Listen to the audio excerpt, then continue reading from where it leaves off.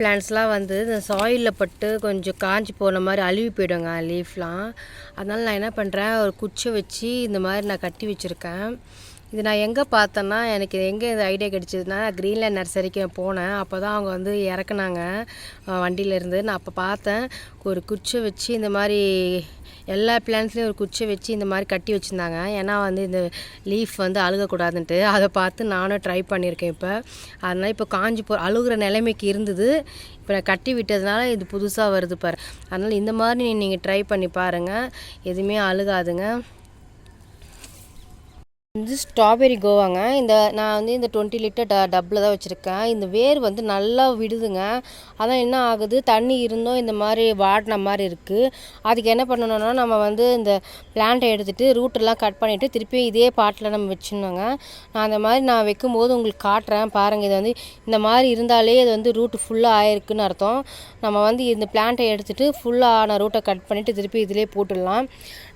நாளைக்கு நான் பண்ணுவேன். நான் பண்ணும்போது நான் உங்களுக்கு வீடியோ எடுத்து காட்டுறேன் பாருங்கள். இது டல்லாக இருக்குது பாருங்கள். இதை வச்சு கண்டுபிடிச்சிடலாம். அது ரூட்டு போகிறதுக்கு வழி இல்லாததுனால அது இந்த மாதிரி டல்லாக இருக்குது. ஆனால் தண்ணி இருக்குது, தொட்டு பார்த்தா ஈரப்பசை இருக்குது. அதனால் வந்து நாளைக்கு நான் பண்ணுறப்போ நான் வீடியோ எடுத்து நான் அப்லோட் பண்ணுறேங்க. இது வந்து ஃபுல்லாக எறும்பாக இருந்ததுங்க. இது கோவா பிளான்ட் கூடயே நான் வச்சுருக்கேன். எறும்பாக இருந்ததுனால கொஞ்சம் எறும்பு போட்டு விட்டோன்னே பாருங்கள், எறும்பே இல்லை. எறும்பு வந்து புத்து கட்டியிருந்தது. இப்போ வந்து ஒரு எறும்பும் இல்லை. இங்கே இருந்தது பாருங்கள், இப்போ எறும்பே இல்லை பாருங்கள். இது பாருங்கள், ஸ்ட்ராபெரி இது வந்திருக்கு. இந்த வெரைட்டியை நான் 3-4 வெரைட்டி எங்கெங்கெல்லாம் நர்சரியில் ஸ்ட்ராபெரி பிளான்ட் இருக்கோ நான் வாங்கிடுவேன். ஏன்னா அங்கங்கே ஒரு வெரைட்டி விற்பாங்க. அதனால நான் இந்த வெரைட்டி வாங்கியிருக்கேன். இந்த வெரைட்டி பாருங்கள் எப்படி இருக்குன்ட்டு. என் பொண்ணுக்கு ரொம்ப பிடிக்கும். இது கொஞ்சம் சின்னதாக இருக்குது, இன்னும் கொஞ்சம் பழுக்கணும் பழுக்குது. என் பொண்ணுக்கு ரொம்ப பிடிக்கும். இது எடுத்துன்னு போய் என் பொண்ணுக்கிட்ட தான் நான் கொடுப்பேன்.